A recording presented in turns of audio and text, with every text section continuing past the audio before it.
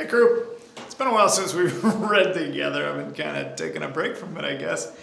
Week's been a little bit weird. So, if you remember, we're still reading about Ribsy. He went to a football game and got himself kind of kicked out of there after he caused some troubles. I actually did get kicked out. We thought he was going to get kicked out, but he didn't. He actually got involved in the game, got his picture taken for the paper, and then one of the boys from the game took him to his house, and we saw it was a run-down kind of a place. But that's where we left him last. And so the next chapter is called The Famous Dog, and there's a picture of him. Are you seeing that? Him tackling the football player there. Woo! Upended him. So he made the newspaper, so let's see what happens. Chapter 6. The Famous Dog. Henry Huggins was zigzagging down Klickitat Street on his bicycle delivering journals. That'd be their newspaper, so he's a paper boy. Out of habit, he glanced back over his shoulder to see what Ribsy was doing. Of course, Ribsy was not there. It had been a month since he had loped after Henry's bicycle, and still Henry could not get over the feeling that Ribsy was following him. A dull, heavy sensation filled Henry, as it always did when he forgot and looked back for Ribsy. Henry flung a journal extra hard. A month. Ribsy could have chewed through a dozen ropes and dug under a dozen fences. The girls who gave him the bubble bath did not live more than 10 miles away. A healthy dog like Ribsy did not need a month to walk 10 miles, even if he did have to stop and chew through a rope or two and tunnel his way under a few fences. Even allowing for a dog fight now and then. It should not take Ribsy a month to walk 10 miles. Hi, Henry, was Henry's friend Beezus, walking down the street with her little sister Ramona. Ramona was busy stepping on all the cracks just to show she wasn't afraid of breaking her mother's back. You guys know that one? Step on a crack, break your mother's back? Yeah, it's an old rhyme type thing. Hasn't Ribsy come home yet? Asked Beezus. Nope. Henry paused by the curb. Even though he did not feel like talking about Ribsy, not even with Beezus, who, for a girl, was very sensible. Ribsy was such a nice dog, said Beezus. Ramona stopped stepping on cracks. Why don't you get a horse instead? She asked. Oh, Ramona, don't be silly, said Beezus. Henry couldn't keep a horse in the city. I look pretty funny delivering papers with a horse following me, said Henry. You could ride him, Ramona pointed out. Henry felt a little ridiculous. Of course he would ride a horse if he had a horse. He would gallop down Klickitat Street, flinging papers from his saddlebags. He would be something like Paul Revere. Aww, muttered Henry, wondering how Ramona had managed to get him off on such a wild train of thought. I don't want a horse. I do, Ramona went on, stepping on cracks. Henry pedaled slowly, leaning to the right and then to the left, as if pushing bicycle pedals was hard work. Ribsy was not coming back. He knew it now. He might as well stop telephoning the Humane Society and leaving food in the dish on the back porch. He might as well throw away the old tennis ball. Maybe Ribsy had found a home he liked better. Maybe he had found a home with some rich boy who fed him T-bone steaks instead of canned dog food and horse meat. Maybe the rich boy's mother let him sleep on the foot of the rich boy's bed. Maybe the rich boy's family let him ride in their new car all the time without making him chase it through the rain first.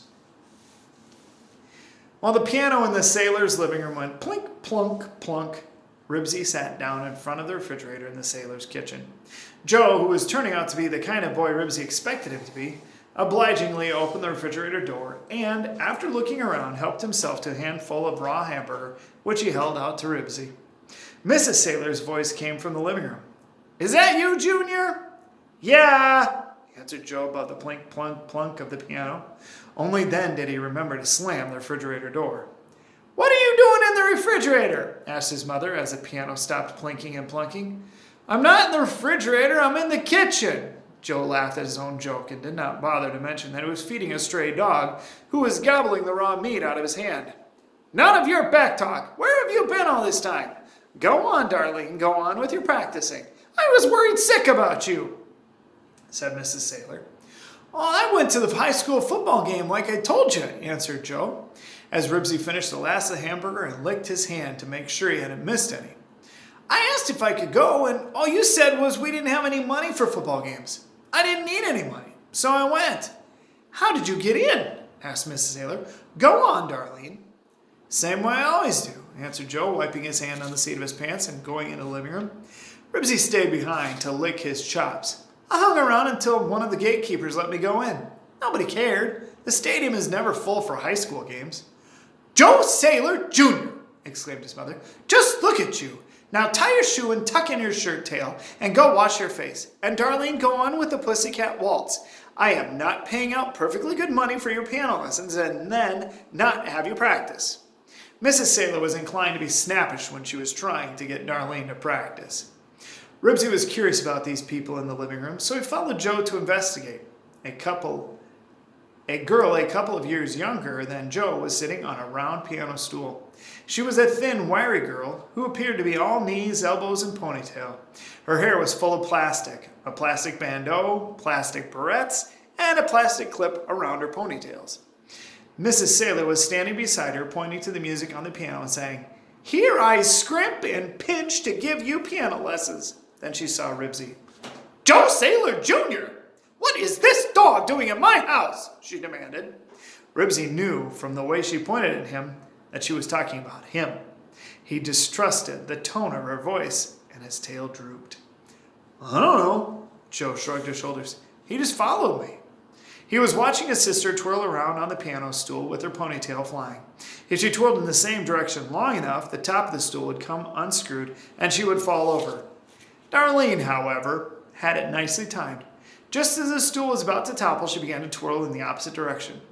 "Well, he can just follow you right out," snapped his mother, who was finding her son exasperating. Joe heaved a heavy sigh. "Oh, all right. Come on, dog." Obediently, Ribsy followed Joe to the back door and allowed himself to be let out. "Don't mind her," whispered Joe, whose shirt tail was still hanging out. "She just talks that way when she's trying to make old Darlene practice." The hamburger in Ribsy's stomach was filling, but cold. Not having anything better to do, he sat down on the back porch.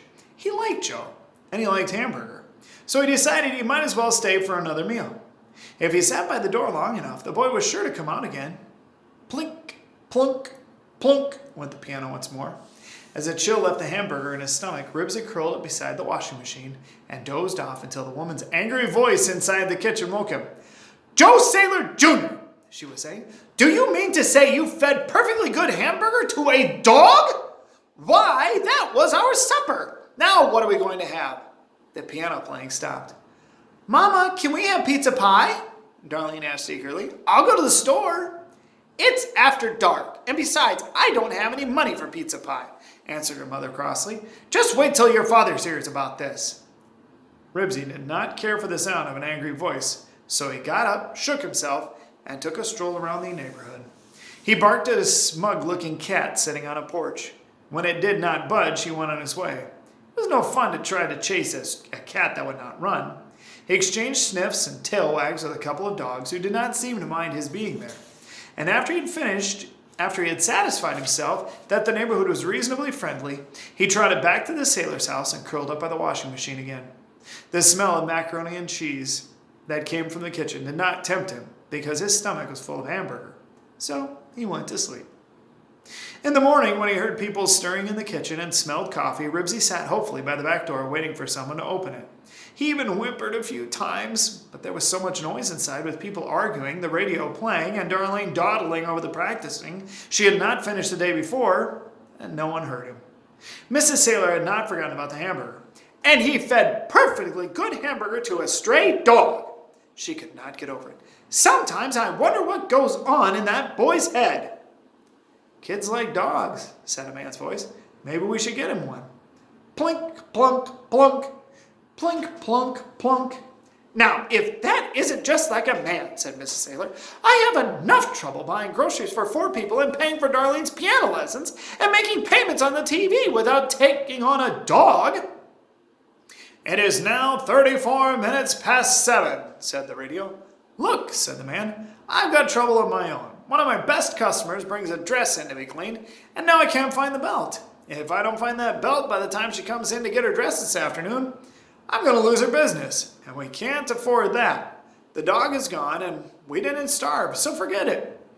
"It is now 35 minutes past 7, said the radio.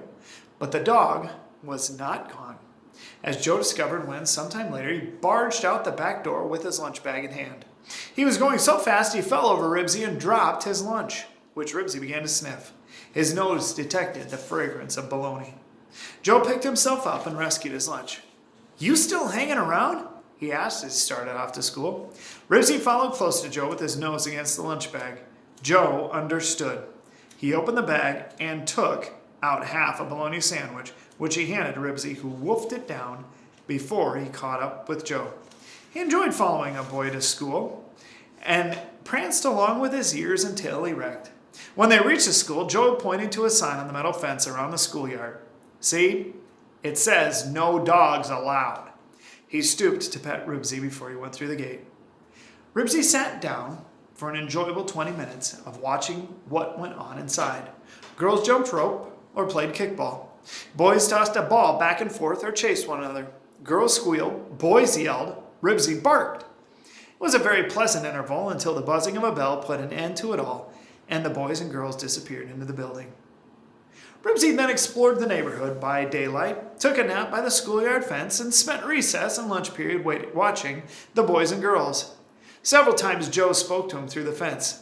The day seemed familiar to Ribsy, because he had followed its same pattern with Henry Huggins so many times. After school, he followed Joe home just as he had followed Henry several times. It all seemed so natural that Ribsy was beginning to forget Henry and feel he belonged to Joe. Joe seemed pleased to have Ribsy at his heels. Before he opened the back door, he whispered, "Come on in. Let's see what happens." And we'll stop there. So do you think Ribsy's going to end up staying with Joe?